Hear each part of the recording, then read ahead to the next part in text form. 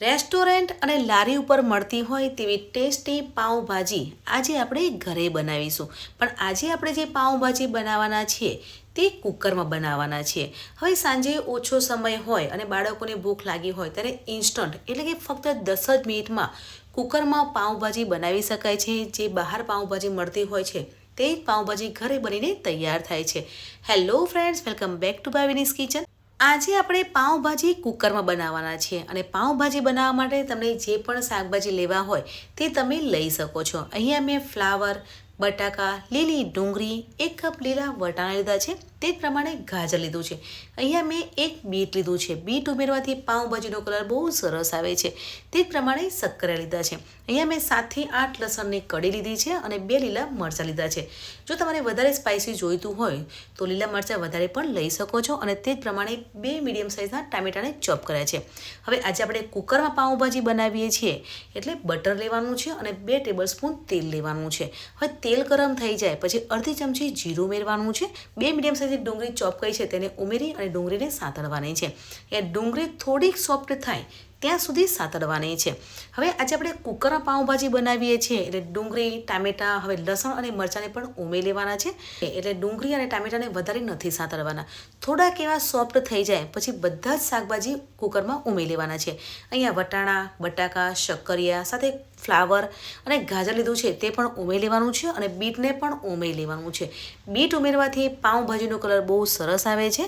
તો બધા શાકભાજી કુકરમાં ઉમેરી લેવાના છે અને 2 થી 3 મિનિટ બધા જ શાકભાજીને સાંતળી લેવાના છે. તો અહીંયા શાકભાજી સરસ એવા સંતરાઈ ગયા છે તો આપણે મસાલો કરવાનો છે. આજે આપણે કુકરમાં પાઉંભાજી બનાવીએ છીએ એટલે મસાલો કુકરમાં જ કરી લઈશું. તો મસાલામાં અડધી ચમચી હળદર પાવડર, લાલ મરચું, ધાણા જીરું પાવડર ઉમેરવાનું છે અને શાકભાજીને સાંતળી લેવાના છે. એટલે મસાલાનું સરસ એવું લેયર થઈ જશે. હજુ આપણે પાઉંભાજીનો મસાલો એડ નથી કર્યો. શાકભાજી 1 મિનિટ માટે સાંતળવાના છે અને પછી જ મસાલો કરીશું. અહીંયા 1 મિનિટ થઈ ગઈ છે એટલે સ્વાદ પ્રમાણે મીઠું ઉમેરવાનું છે અને 2 ચમચી પાઉંભાજી મસાલો ઉમેરવાનો છે. પાઉંભાજી મસાલો ઉમેરીએ છીએ તો તેનાથી ટેસ્ટ બહુ સરસ આવે છે. પાઉંભાજી મસાલાનું એક લેયર થઈ જાય છે.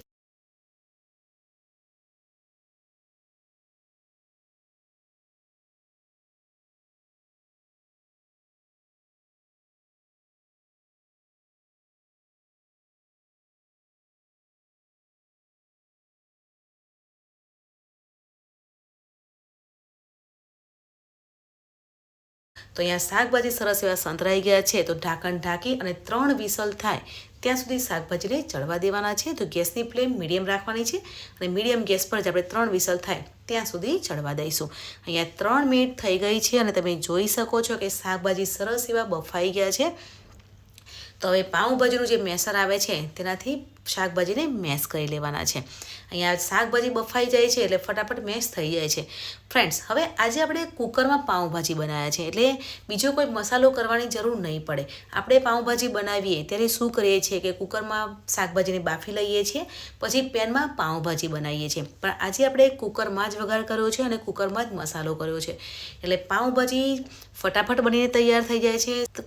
સાંજે ઓછો સમય હોય અને ઘરે અચાનક મહેમાન આવી જાય તો તમે આ રીતે કુકરમાં પાઉંભાજી બનાવી શકો છો. બહુ જ સરસ બને છે.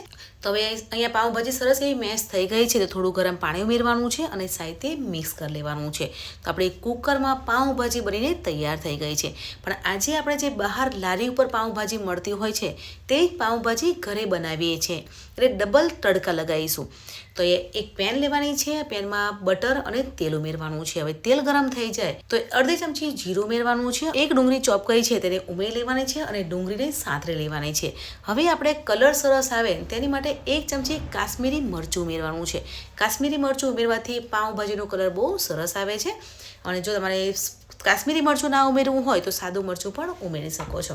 હવે 1 ચમચી પાઉંભાજી મસાલો ઉમેરવાનો છે અને સાથે મિક્સ કરી લેવાનું છે એટલે આપણો એક વઘાર બનીને તૈયાર થઈ ગયો છે. તો એ ગેસને બંધ કરી દેવાનું છે અને ડુંગળી પાઉંભાજીમાં ઉમેરી લેવાની છે. તો એકદમ પરફેક્ટ જે લારી ઉપર મળતી હોય અને રેસ્ટોરન્ટમાં મળતી હોય તેવી જ પાઉંભાજી આજે આપણે કુકરમાં બનાવી છે. ઓછા સમયમાં રેસ્ટોરન્ટમાં અને લારી ઉપર પાઉંભાજી મળતી હોય છે તે જ પાઉંભાજી ઘરે બનીને તૈયાર થઈ જાય છે. તો હવે લીંબુનો રસ અને લીલા ધાણા ઉમેરી અને સાથે મિક્સ કરી લેવાનું છે. તો પરફેક્ટ એવી જે બહાર લારી ઉપર મળતી હોય તેવી જ પાઉંભાજી ઘરે બનીને તૈયાર થઈ જાય છે. ફ્રેન્ડ્સ, આજે આપણે કુકરમાં પાઉંભાજી બનાવી છે, તો લારી ઉપર જે પાઉંભાજી મળતી હોય છે તેવો જ ટેસ્ટ ઘરે બનીને તૈયાર થઈ ગયો છે.